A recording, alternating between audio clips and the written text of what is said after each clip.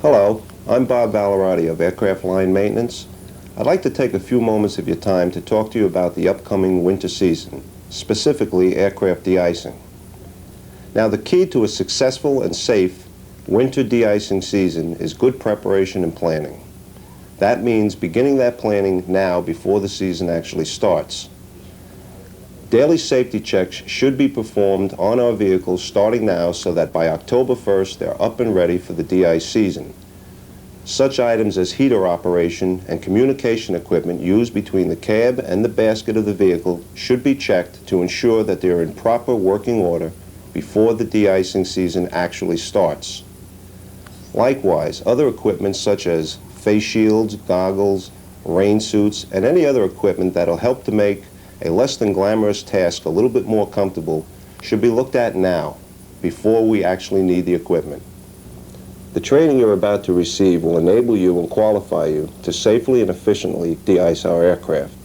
I urge you to pay very close attention to this very critical item regarding the winter operation. Please don't hesitate to ask your instructor any questions you might have regarding this very critical subject. Now, I'd like to introduce Jack Stagelman, training instructor. Jack? Thank you, Bob. Why must we de-ice our aircraft? Federal Aviation Regulations 121.629 states that no person may take off an aircraft when frost, snow, or ice is adhering to the wings, control surfaces, or engines of the aircraft. Ice or snow adhering to the aircraft can cause improper airflow and a resultant loss of lift on wings, stabilizers, and control surfaces. Snow and rain can freeze between control surface structure, restricting proper control surface movement. In addition, snow and ice could increase total aircraft weight and exceed the flying capabilities of the aircraft. If a question should arise on the need to de-ice an aircraft or the need to repeat the de-icing process, the captain's decision will always govern. While the captain holds final authority, ground employees are responsible for advising the captain when they believe de-icing is needed. While compliance with the stated policy in the GPM Chapter 1402 is expected, situations requiring deviations may arise. Such deviations may not be approved locally. Approval of deviations in de-icing equipment, de-icing fluid, or mix ratios because of local availability should be requested through the Maintenance Operations Center, manager on duty in Tulsa. De-icing, anti-icing of AA aircraft by contract agencies in Europe is approved when accomplished to the requirements specified in the Association of European Airlines document recommendations for de-icing, anti-icing of aircraft on the ground. American Airlines and contract agency personnel engaged in de-icing aircraft must be authorized and qualified in accordance with the American Airlines policies. All training records for training provided by American Airlines or by another operator must be maintained in accordance with the American Airlines procedures. Questions regarding training or training records should be directed to the manager of line operations support in Tulsa.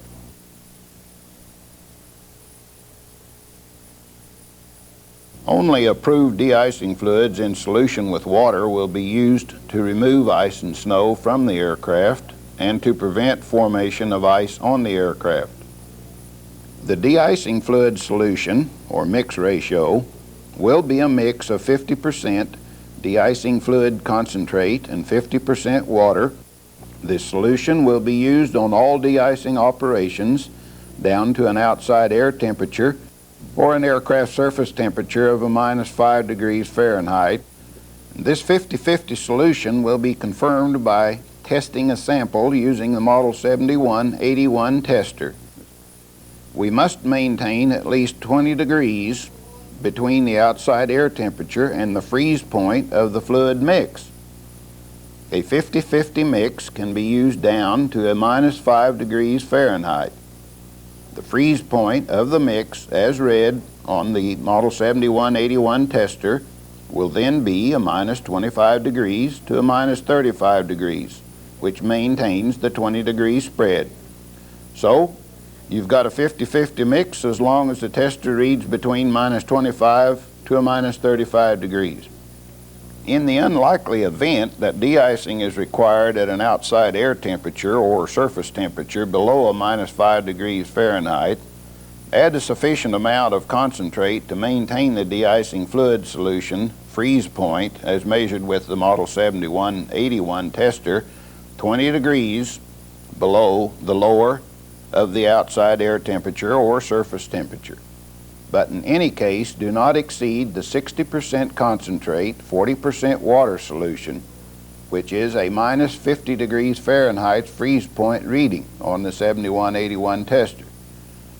This freeze point of solution stronger than a 60-40 or unpredictable and higher than a minus 50 degrees Fahrenheit cannot be measured with the Model 7181 tester. If you should be using propylene glycol instead of ethylene glycol, be sure to read the right side scale labeled propylene glycol. The freeze point of a 50-50 mix is between a minus 15 degrees to a minus 25 degrees Fahrenheit on this scale.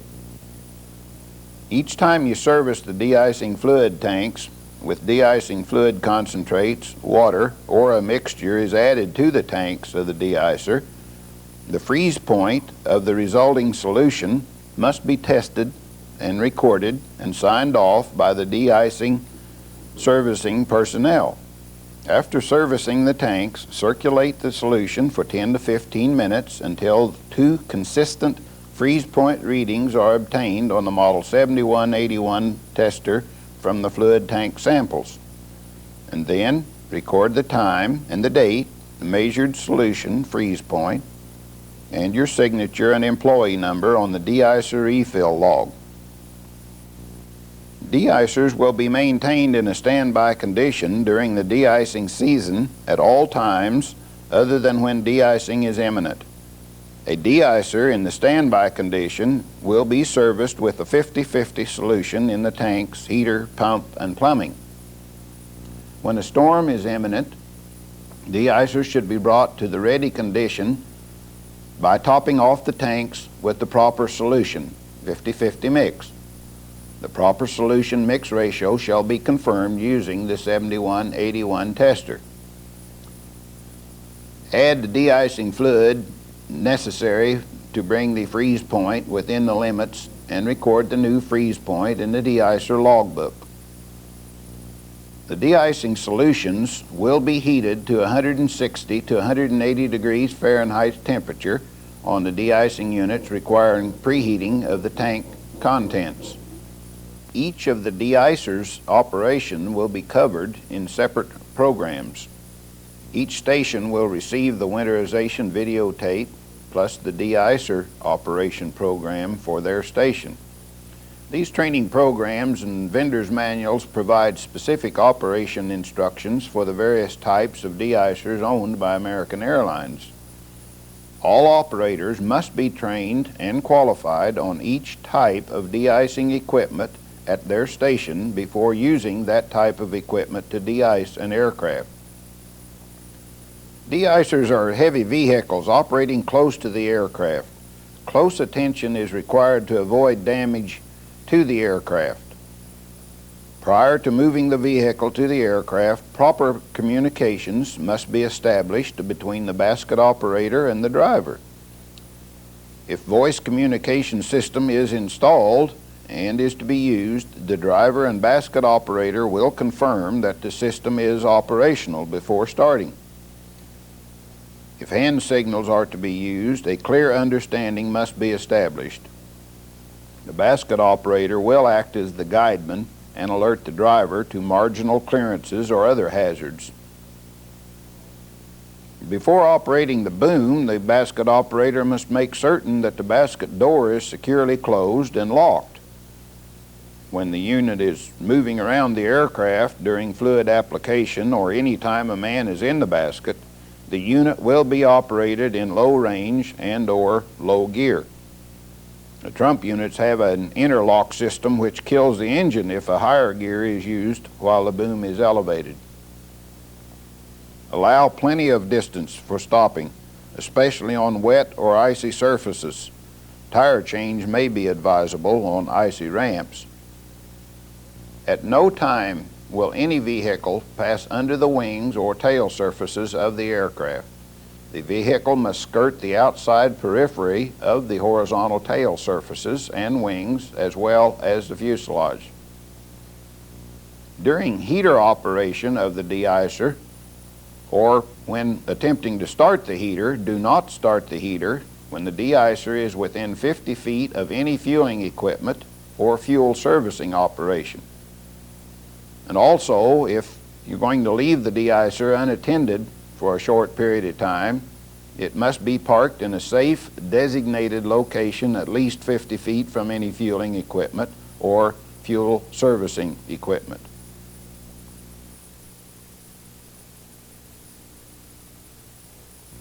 Aircraft de-icing is the removal of frost, snow, and ice from an aircraft by the application of heated de-icing fluid solutions to loosen and melt the accumulation, and by using the mechanical force of the fluid stream to remove it.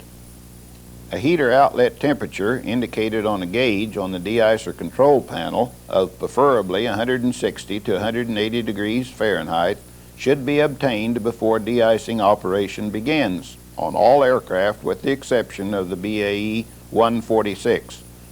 We should not use more than 140 degrees maximum on this airplane at any time. It's the heat that melts the ice and snow, not the glycol. The only function of glycol in the de-icing fluid solution is to lower the freezing point of the fluid left on the aircraft below the outside air temperature and thus prevent the fluid from refreezing. The de-icer nozzle should never be closer than 10 feet from the aircraft to avoid structural damage. And do not attempt to break the ice by moving aircraft control surfaces. Damage can result to balance bay seals. Never do you use tools to scrape or chip ice from surfaces, and do not attempt to loosen ice by beating, or damage is certain to result, especially in areas where honeycomb construction is used. De-icing fluid solutions are slippery, so be extremely careful to avoid walking on aircraft surfaces to which it has been applied. A de-icing solution is toxic. The solution contact with the skin or eyes must be avoided. It is recommended you wear a face mask or goggles. After de-icing, the exposed skin should be washed with soap and water. The operator should ensure that all frost, snow, and ice is removed from the aircraft and the same areas coated with the proper de-icing fluid solution. If the aircraft has a heavy accumulation of snow and ice, de-ice the horizontal and vertical stabilizers first. This will prevent the possibility of the aircraft tipping. Avoid direct spray of the de-icing solution into any opening or hole on the aircraft, regardless of its size. Most openings are designed to draw away moisture, and that might run down the fuselage or surface into the opening, but not large quantities sprayed directly into an opening. If ice or snow must be removed, spray onto the surface above and allow it to run down. All fuselage surfaces should be free of ice and snow to reduce aerodynamic drag and weight. The entire top fuselage area must be free of ice and snow on aircraft with tail-mounted engines, such as a MD-80, 727, DC-10. The ice and snow not removed may be ingested into the engines and cause damage or failure. Removal of all snow accumulations on the fuselage nose forward of the windshield, because snow might blow back and stick to the heated windshields, restricting the pilot's visibility during takeoff. Do not spray the hot fluid directly on cabin windows. Spray above the windows and allow the fluid to run down over the windows. Direct spray impact on the MD-80 cabin windows may damage the window retainer clips and permit entry of de-icing fluid into the fuselage or cause pressurization problems. As for the wings and all the control surfaces, all wing surfaces must be free of frost, snow, and ice. The 737 is particularly critical that all snow and ice be removed from the leading edge devices and upper wing surfaces to prevent unexpected changes in stall speeds and/or control responses at takeoff. Be careful not to damage the vortex generators on the wings and stabilizers.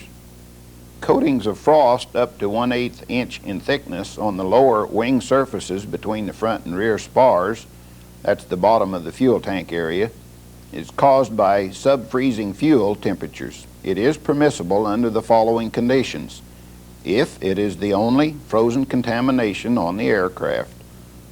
All leading edge devices, control surface, tab surfaces, and upper wing surfaces must be free of ice, snow, or frost.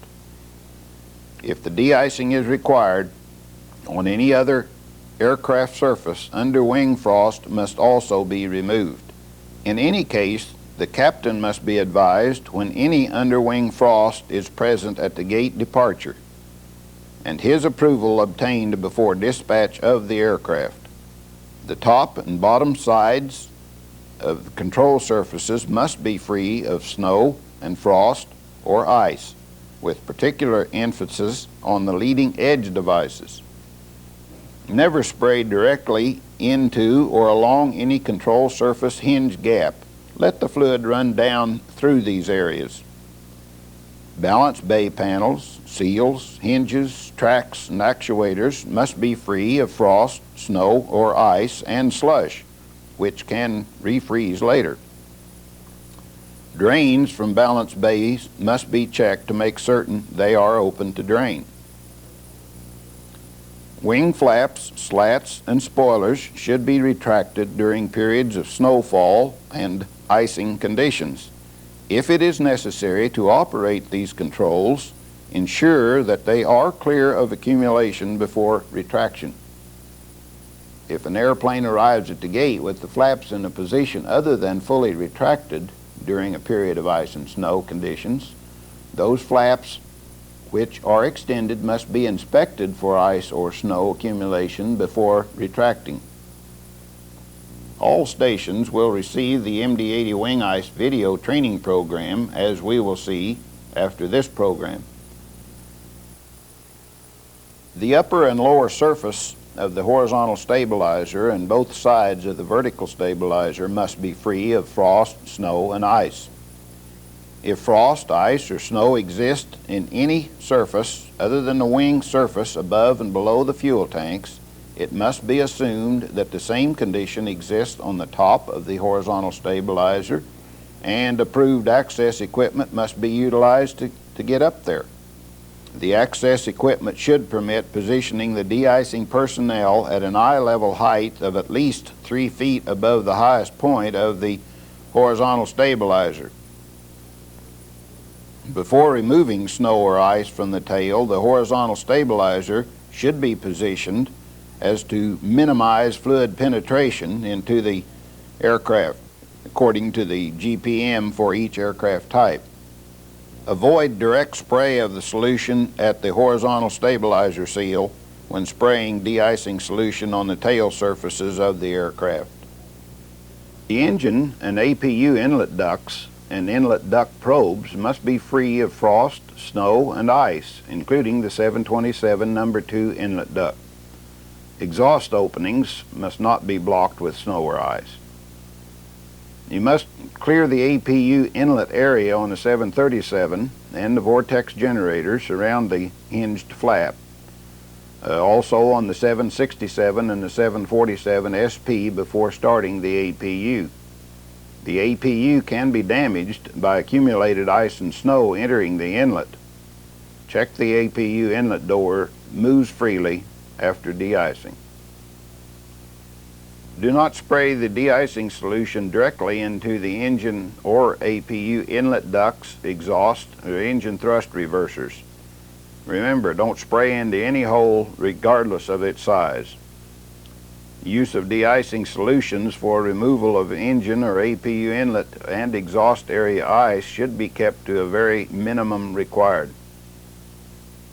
Airworthiness Directive 75-04-11 requires that any time a DC-10 aircraft has been parked during icing conditions, that's freezing rain, snow, or sleet, for any period of time which will enable ice or snow to accumulate on the airplane, the top of the fuselage and the number 2 engine inlet must be checked for ice or snow accumulations prior to starting the engines. If any accumulations are found to exist, they must be removed before starting the engines. The inlet and upper fuselage must be checked using the de-icer or a suitable stand. Removal of all ice and snow accumulations using a small amount of de-icing solution along the sidewalls must remove all the ice and snow from the rotor. Do not spray directly into the engine rotor. You must also confirm that the number 2 engine fan is free to rotate. If wind is not rotating the fan, windmilling it, rotate the fan by hand. If you must enter the engine inlet for removal of ice or snow or manual fan rotation, use a Miller number 8384 safety harness and belt assembly. Attach it to the designated point on the de-icer boom or basket. The rope will also help you return to the de-icer basket after removal of the ice and snow. Whenever a check is made for ice or snow removal of the upper fuselage or engine inlet area, the maintenance person making the check will make the appropriate entry into the E6 logbook, or in the event the aircraft is closed for departure, an E58 may be issued and retained in the local station files. This entry must state that the AD 75-04-11 requirements have been met. If an E58 entry is made, the flight crew must be notified that ice and snow removal has been completed. You must check that the engines are free to rotate before starting. Excessive damage may result during an engine start if the fan, that's the N1 rotation, is prevented by ice. N1 rotation must be checked prior to any engine start, whether water may have accumulated into the engine and froze the rotors. If the 767 APU has been operating for extended periods of time in heavy falling or blowing snow, inspect the inlet air plenum for accumulations of snow prior to dispatch with the APU operating as the alternate power source. Removal of ice and snow from landing gear doors inside and out and their mechanisms is necessary. This will be done by the de-icing driver while the basket operator is getting the rest of the airplane. Never spray hot brakes. Brakes must feel cool to the hand before applying de-icing fluid to the wheel well area on all aircraft. On the BAE 146 aircraft, we shouldn't allow de-icing fluid to contact the brakes. The BAE 146 has no thrust reversers, making the proper operation of the carbon brakes and braking cooling system fans essential. Also, the nose gear steering cables for ice and accumulation of any aircraft must be checked before departure.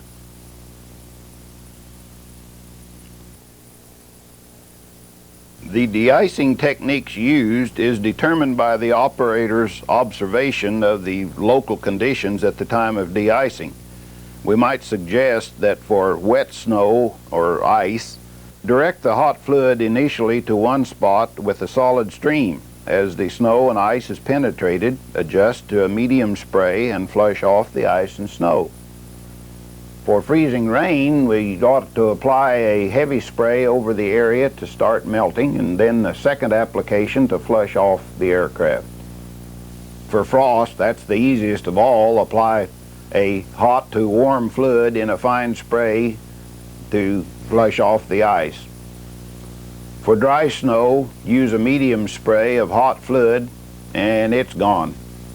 Remember, allow the heat to melt the ice and snow. Pressure alone should not be used to batter the ice and snow from the aircraft. The heat does the trick.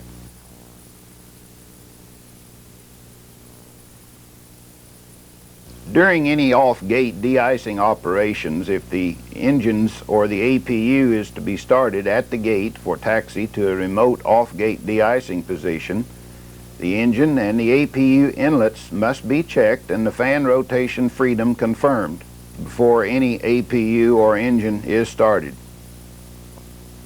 All the engines must be shut down during the de-icing operations. The APU is to be operated to provide the 400 Hertz electrical power and the air start. The de-icing solution is not to be directed into any APU inlet or exhaust, and the pack supply valves must be shut off during de-icing. If the APU is inoperative, ground or electrical power for the air start must be provided. When de-icing is completed, the ground-to-cockpit interphone communications must be established prior to start of the engine. The groundman will inform the captain that de-icing is complete. Any further dialogue and procedures will be the same as a standard gate departure. The required after de-icing check for the MD-80 upper wing surface must be accomplished also at this time. That will be done by a trained and/or qualified de-icing personnel. For extended parking times, such as overnight, the cabin temperature must be maintained above 50 degrees Fahrenheit, or the potable water system must be drained to prevent freeze damage. The GPM Chapter 14-04 has the temperature charts for each aircraft fleet. The cabin temperature would be preheated to 70 degrees with all the doors closed by using the APU air conditioning packs or by the external cabin heater. The chart then provides a time that the cabin would be above 50 degrees before it becomes necessary to again apply the cabin heater or APU air conditioning packs. If this temperature cannot be maintained, the potable water system must be drained to prevent freeze damage to the aircraft. The potable water system draining procedures for all fleets are in the GPM Chapter 14-05. It is recommended that each station have a sufficient number of personnel trained and qualified for proper and complete draining, as well as servicing for all fleets operating at your station.